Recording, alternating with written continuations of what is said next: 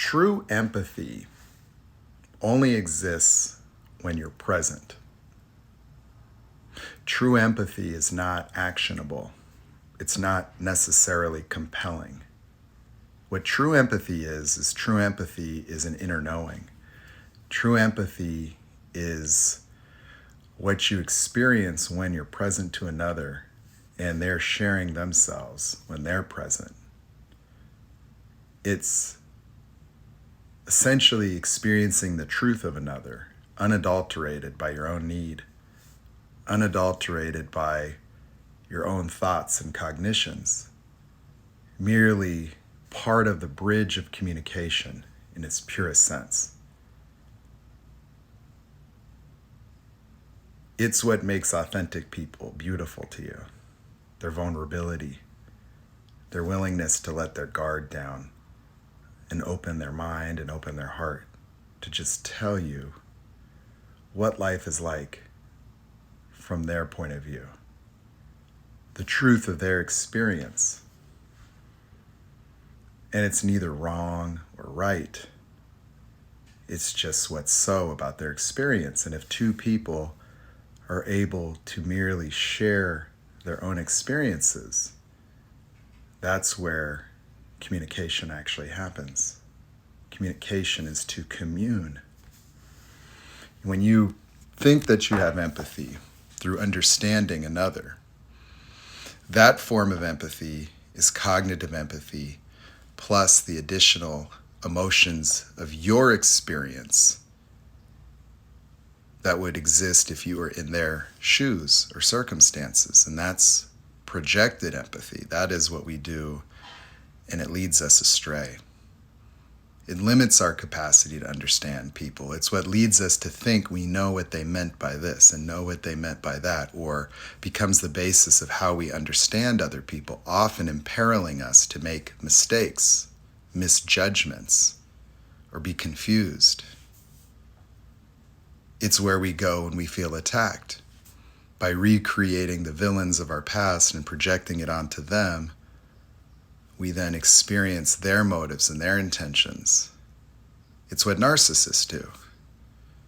It's what we do to narcissists as well.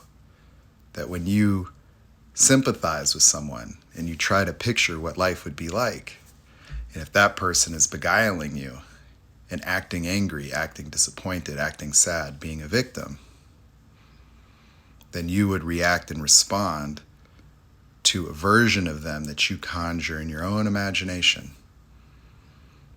And merely what are you trying to do is fix your own experience, your own guilt, your own culpability or liability, your own victimhood or your own deficiencies, you being not enough, you being not good enough, that you think comes from them or the outside world.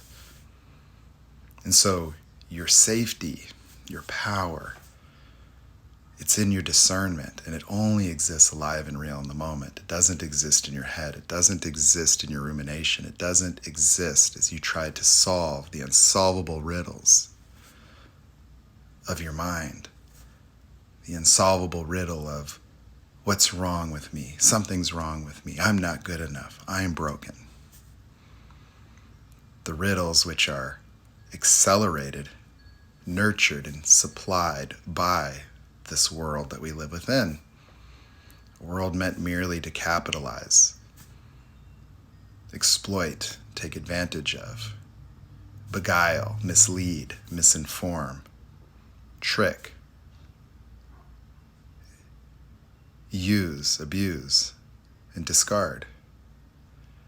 That your dysfunctional relationship to your parents is now the way that you see other people, is now the way you see yourself in reference to a world that seems bigger than you.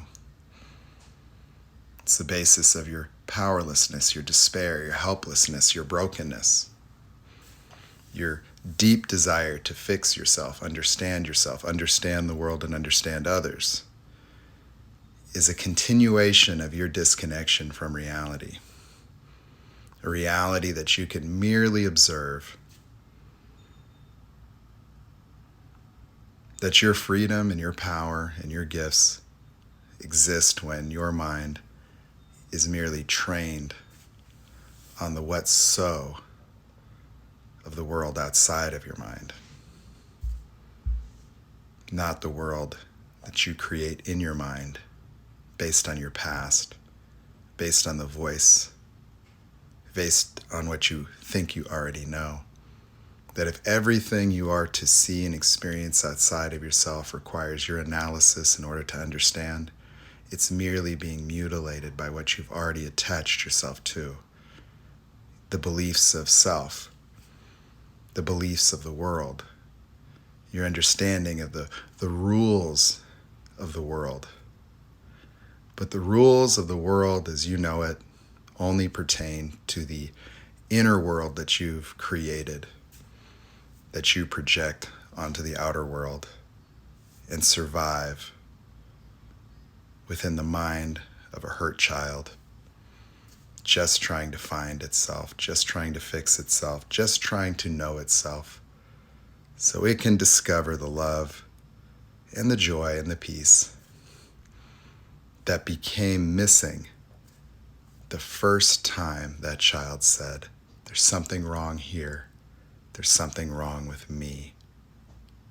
And whatever that something wrong is that the child created is the same something you're trying to fix and overcome right now.